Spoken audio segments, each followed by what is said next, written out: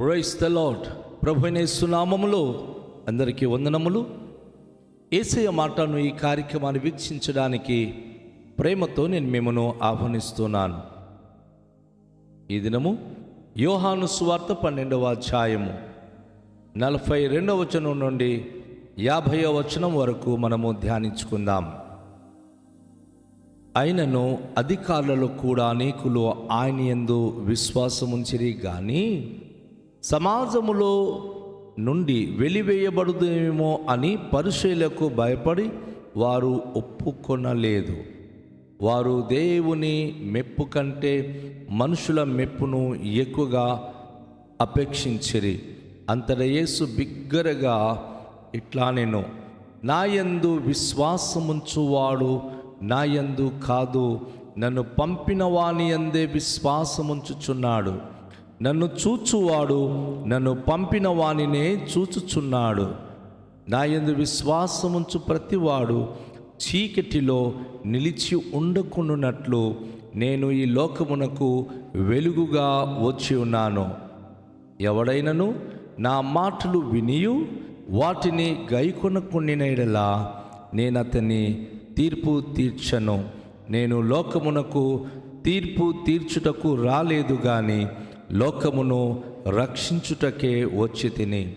నన్ను నిరాకరించి నా మాటలను అంగీకరింపని వానికి తీర్పు తీర్చువాడొకడు కలడు. నేను చెప్పిన మాటయే అంత్యదినమందు వానికి తీర్పు తీర్చును. ఏలైనగా నా అంతట నేను మాట్లాడలేదు. నేను ఏమనవలెనో ఏమి మాట్లాడవలెనో దానిని గూర్చి నన్ను పంపిన తండ్రియే నాకు ఆజ్ఞ ఇచ్చి ఉన్నాడు. మరియు ఆయన ఆజ్ఞ నిత్య జీవమని నేను ఎరుగుదును గనుక నేను చెప్పు సంగతులను తండ్రి నాతో చెప్పిన ప్రకారము చెప్పుచున్నాను. నేను ప్రియదేవునికి బిడ్డలారా, చాలా ప్రాముఖ్యమైన విషయాన్ని ఇక్కడ ప్రభువైన యేసుక్రీస్తు వారు మనకు బయలుపరుస్తున్నారు. ఆయన బోధించినప్పుడు, ఆయన అద్భుతాలు చేసినప్పుడు సమాజ మందిరంలో అనేక మంది అధికారులు, ఎందుకంటే సమాజ మందిరపు అధికారుల కుమార్తెలకు ఆయన బ్రతికించినట్లు, వారి పనివాళ్లకు స్వస్థపరిచినట్లు పరిశుద్ధ గ్రంథంలో చాలా చోట్ల మనం చూసాం. అయితే అధికారులు అనేక మంది తన యందు విశ్వాసం ఉంచారు, కానీ రహస్య విశ్వాసులుగా మిగిలిపోయారు. ఎందుకంటే సమాజంలో అనేక మంది పరిసయ్యులు ఏలుబడిలో ఉన్నారు. ఈరోజు కూడాను సేవకులునేమి విశ్వాసులునేమి దేవునికి విశ్వాసం ఉంచుతున్నారే కానీ ఎవరో ఒకరు వారికి ఏలుబడి చేయడానికి వారిని గ్రిప్లోనికి తీసుకుంటున్నారు. ఎవరో ఒక నాయకుడు వారిని తమ ఆధీనానికి తీసుకుంటున్నారు. ఒకవేళ వారి మాట గనక వినకపోతే వెలివేస్తారు, వారికి ఇబ్బందులు పెడతారు. ఆ రోజులు కూడా ఇలాగే ఉండేది. నేటి ప్రపంచంలో కూడా అదే సమాజంలో జరుగుతూ ఉంది. వారికి భయపడి ఉండాలి, వారికి లోబడాలి. అయితే నా యేసు ప్రభువారు ఈరోజు నేర్పిస్తున్న పాఠాల్లో పూర్తిగా వాటికి భిన్నంగా ఉంది. ఎందుకంటే వారు దేవుని మెప్పు కంటే మనుషుల మెప్పును ఎక్కువగా అపేక్షించారు. ఎవరైతే అధికారులుగా ఉన్నారో ఈరోజు కూడా చాలామంది పాస్టర్లు, చాలామంది వ్యక్తులు, ఎవరైనా మనుషులు కనుక వాళ్ళకి మీరు సూపర్ అండి, మంచి పాస్టర్ అండి, మీరు చాలా మంచోళ్ళండి అని చెప్తే వారు ఎక్కువగా లోబడిపోతున్నారు. వారి మెప్పు కోరుకుంటున్నారు కానీ దేవుని మెప్పు వారు కోరుకోవట్లేదు. నీ యథార్థత దేవుడు కోరుతున్నాడే కానీ నీ బానిస బ్రతుకు దేవుడు కోరుకోడు. లోకంలో నువ్వు దేవుని కొరకు ధైర్యంగా నిలబడాలని దేవుడు కోరుతున్నాడు కానీ లోకంలో ఎక్కడో నువ్వు ఓడిపోయి బ్రతకడం దేవునికి ఇష్టము లేదు. ఈ వాక్యంలో మనం గమనించినప్పుడు యేసు ప్రభువారు బిగ్గరగా ఒక మాట అంటున్నాడు. నా యందు విశ్వాసముంచువాడు నా యందు కాదు, నన్ను పంపిన వాని యందే విశ్వాసముంచుచున్నాడు. గొప్ప మాట అండి. యేసును పంపించిన వాడు ఎవరు? లోకాన్ని ప్రేమించి తన అద్వితీయ కుమారునికి ఇచ్చిన వాడు ఎవరు? ప్రేమగల దేవుడు. ఆయన యందు విశ్వాసముంచిన వారికి దేవుడు మహిమ గలవారుగా చేస్తాడు. వారికి ఉన్నత శిఖరానికి ఆయన ఎక్కిస్తాడు. తన యందు సంతోషించేవారు దేశము యొక్క ఉన్నత స్థలములు ఎక్కుతారని ప్రభు చెప్తా ఉన్నాడు. ఒక మనిషి వెంట నువ్వు బ్యాగ్ పట్టుకొని తిరగడం ద్వారా నువ్వు గొప్పడైపోవు. నిన్ను ఆయన క్రిందనే ఉంచుతాడు. ఎప్పుడు ఆయన నీ పైన ఉంటాడు. కానీ ప్రభువునందు విశ్వాసం ఉంచి తన్నిన దేవునికి లోబడి జీవించినప్పుడు మనుషులు నిన్ను తక్కువ అంచనా వేయొచ్చు, కానీ నువ్వు ఎప్పటికైనా తండ్రి చేత ప్రేమించబడిన వాడు కనుక తండ్రి నీకు ఉన్నత శిఖరానికి తీసుకొని ఎక్కిస్తాడు. నన్ను చూచువాడు నన్ను పంపిన వానినే చూచుచున్నాడు. యేసే అంటాడు, నన్ను చూస్తున్నవాడు నా తండ్రిని చూస్తున్నాడు. నన్ను ప్రేమించువాడు నా తండ్రిని ప్రేమిస్తున్నాడు. నా యందు విశ్వాసముంచువాడు నా తండ్రిని విశ్వాసముస్తున్నాడు.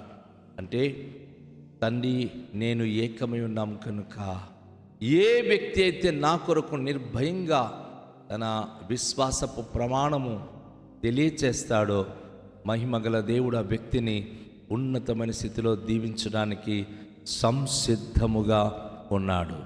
నా యందు విశ్వాసముంచు ప్రతి వాడు చీకట్లో నిలిచి ఉండుకున్నట్లు నేను ఈ లోకమునకు వెలుగుగా వచ్చి ఉన్నాను. నా ప్రియ సోదరి, నా ప్రియ సహోదరుడా, నువ్వు యేసు ప్రభునందు విశ్వాసం ఉంచితే చీకటి అనగా దుఃఖము, చీకటి అనగా పాపము, చీకటి అనగా అజ్ఞానము, చీకటి అనగా అనేకమైనటువంటి మరి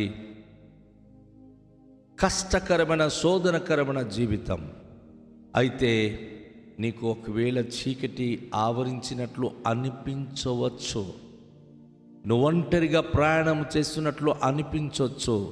మహాభక్తుడైన దావీదు ఒక మారు తన 23వ దావీదు కీర్తన అంటాడు, గాఢాంధకారపు లోయలో నేను సంచరించినను ఏ అపాయమునకు భయపడను, నీ దుడ్డు కర్రయు నీ దండము నన్ను ఆదరించును.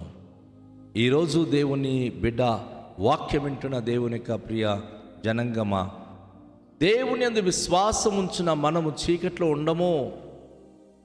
రకరకాల చీకటి ప్రభావం మనకు ఆవరించినప్పుడు, రకరకాల దుఃఖాలు కష్టాలు మనకు ఆవరించినప్పుడు అది మనకు ఆవరించకున్నట్లు లేక మనం త్రొట్టిల్లిపోకున్నట్లుగా మన ప్రభు మనకు వెలుగుగా ఉండి త్రోవ చూపిస్తాడు.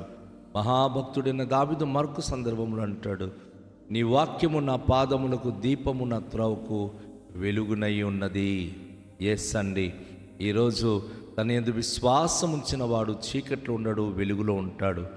ప్రభు అంటాడు, ఎవడైనను నా మాటలు విని వాటిని గాయకొన్న కొన్ని నెలలా నేను అతనికి తీర్పు తీర్చను. నేను లోకమునకు తీర్పు తీర్చుటకు రాలేదు, కానీ లోకమును రక్షించుటకే వచ్చి తిని. ఎవరైనా గనుక దేవుని మాట విని నమ్మకపోతే వాడు రక్షించబడలేడు. యేసయ్య అతనికి తీర్పు తీర్చను అంటున్నాడు, విడిచిపెట్టిస్తాడు, వాడు నిత్య నరకానికి వెళ్తాడు. ఎవరైతే యేసయ్య మాట వింటున్నారో, ఎవరైతే యేసయ్య నందు విశ్వాసం ఉంచుతున్నారో వారు తీర్పులోనికి కాక రక్షించబడి జీవములోనికి దాటిపోతున్నారు. ప్రభు యేసుక్రీస్తు వారు చెప్పిన మాట ఇది. ప్రభువారు అంటున్నారు, నన్ను నిరాకరించి నా మాటలను అంగీకరింపని వానికి తీర్పు తీర్చువాడు ఒకడు కలడు. నేను చెప్పిన మాటయే అంచెదినమందు వానికి తీర్పు తీర్చును. తీర్పు తీర్చువాడు తండ్రి అయిన దేవుడు. ఆయన ఒకరోజు తీర్పు తీర్చువాడై ఉన్నాడు. అయితే ప్రభువు మాట నిరాకరించి అంగీకరించక ఉండేవాడు తీర్పులోనికి వెళ్తాడు. దేవుని ప్రభువైన యేసుక్రీస్తు చెప్పిన మాటలు యందు విశ్వాసం ఉంచువాడు అంచెదినములో తీర్పు తీర్చబడడు. ఆయన తీర్పులోనికి రాక నిత్య జీవములోనికి దాటిపోతున్నాడు. అట్టి సంరక్షణ వాని కొరకు ప్రభు నియమించున్నాడు. ఏలైనగా నా అంతట నేను మాట్లాడలేదు, నేను ఏమనవలెనో ఏమి మాట్లాడవలెనో దానిని గూర్చి నన్ను పంపిన తండ్రియే నాకు ఆజ్ఞ ఇచ్చి ఉన్నాడు. చాలామంది పరిశుద్ధాత్మ గురించి తెలియని వారు నేను బైబిల్ చదివాను, నేను ఏం చెప్తున్నా నిజమే చెప్తాను అని చాలా స్పీడ్గా మాట్లాడుతూ ఉంటారు. నా సోదరి, నా సహోదరుడా, పరిశుద్ధాత్మ వలన మాట్లాడే వ్యక్తులు సమాధానం వెతుకుతారు. అందరితో సమాధానం కలిగి ఉండడానికి ప్రయాసపడతారు. తన గొప్పతనాన్ని కోరుకునేవాడు ఎవరితో సమాధానం పడడు. సమాధానం కొరకు వెతికిన ఆ వ్యక్తి సమాధాన స్థితి కలిగి ఉండడు. విరుద్ధ భావము వైరమే ఆయన పుట్టిస్తాడు. వైరము కలిగించేది అది సాతాను యొక్క పని. దేవునితో సమాధానం కలిగి ఉన్న అవాదములను ఏ రీతికైతే సర్పము ఉద్యానములు చేరి వారికి దేవునికి మధ్య విభేదాలు లేక విభేదాలు పుట్టించి దూరం చేసిందో, ఈరోజు కూడా అపవాది ప్రవేశించే ఏ వ్యక్తి అయినా సమాధానానికి దూరం అయిపోతున్నాడు. అల్లరికి కర్త అయిన అపవాదికి అనుసరుడైపోతున్నాడు. వాడు సమాధానం వెతకడు, సమాధాన పడడు, సమాధాన స్థితి ఆయన పొందడు. ఈ వాక్యం వింటున్న నా సోదరి, నా సహోదరుడా, నువ్వు ఎక్కడున్నప్పుడు కూడాను ప్రభు అంటున్నాడు, నా అంతట నేను మాట్లాడట్లేదు, నేను ఏమనవలనో ఏమి మాట్లాడవలనో దానిని గురించి నన్ను పంపిన తండ్రి నాకు ఆజ్ఞ ఇచ్చి ఉన్నాడు.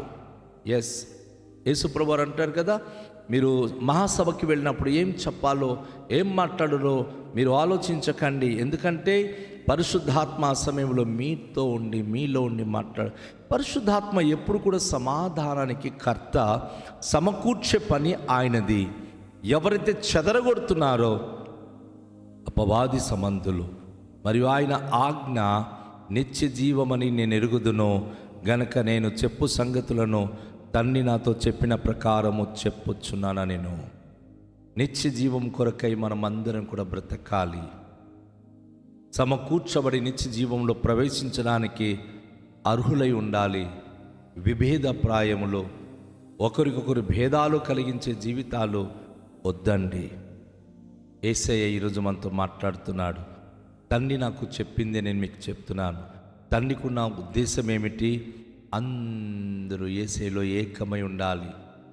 ఈరోజు క్రీస్తు బోధ ఐక్యత కొరకు బోధిస్తుంది, కానీ నమ్ముకున్న క్రైస్తులు మాత్రం ఎవరికి వారై విభేద ప్రాయములతో జీవిస్తున్నారు. బుద్ధి లేని జీవితము జీవిస్తున్నారు. అది చాలా చాలా తప్పు. దేవుని వాక్యానుసారంగా యేసయ్య చెప్పిన మాట చొప్పున జీవిస్తే నిత్య జీవము పొందుతాం, నిత్య రాజ్యంలో ప్రవేశిస్తాం, అందరితో సహవాసము కలిగి మనం బ్రతకగలుగుతాం. ప్రభు ఈ మాటలు మనకు దీవించునుగాక. ప్రార్థన చేద్దాం. తండ్రి, మీకు వందనాలు. ఈ దినం మీరు మాకు ఇచ్చిన ఈ పవిత్రమైన లేఖన భాగం కొరకు వందనాలు. మీ మాటలు నిత్యమైనవి, సత్యమైనవి, జీవము కలిగినది. ఈ మాట ద్వారా ప్రభు ఎంతమంది అయితే ప్రభు విని ఉన్నారో, విశ్వసిస్తున్నారో, వారి యొక్క జీవితాలు మీతో ఏకమై వాక్యానికి విరుద్ధమైన జీవితము కాక వాక్యానికి ప్రభు విధేయత కలిగిన జీవితం జీవించడానికి కృపనిమ్మని, ఘనత మహిమ ప్రభావం మీరే పొందుకున్నామని యేసు నామములో ప్రార్థిస్తున్నాము తండ్రి. ఆమేన్. అందరికీ షాలోం. ప్రభు మనను దీవించునుగాక.